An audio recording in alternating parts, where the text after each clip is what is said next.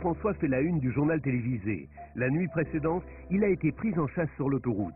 Une course-poursuite s'est engagée entre les deux voitures, ponctuée de coups de feu dont certains atteignent la puissante berline du chanteur. À mon humble avis, c'est la balle principale, si j'ose dire, puisque c'était celle qui m'était destinée, ou en tout cas celle qui a atteint son but, puisqu'elle a pénétré ici, qu'elle arrivait en transversale, donc elle allait sur moi, qui était le seul à être visible, puisque les 4 personnes que je transportais, évidemment, au premier coup de feu, se sont tous écrasés au fond de la voiture. Comme je conduisais, j'ai appuyé sur le champignon. Ça, c'était la principale, mais il y en a eu d'autres, bien sûr. Combien en tout? Il y en a eu 9. 9 qui ont atteint la voiture. Quel est le calibre de l'arme? C'est du 9 mm. Comment ça s'est passé sur l'autoroute?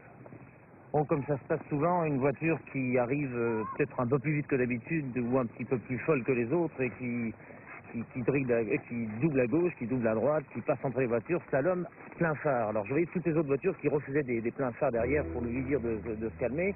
Il est arrivé derrière moi, je suis un obsédé de la nature, des plantes vertes, etc.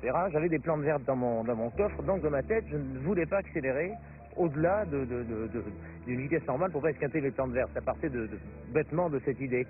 Et quand il est arrivé derrière, il a dû donc piler parce que j'étais en train de doubler peut-être à 100, 110 à l'heure pour pas aller vite pour mes fameuses plantes vertes. Donc quand je me suis rabattu, ils ont dû devenir fous parce que j'avais pas accéléré, ils se sont mis devant et on a commencé à freiner.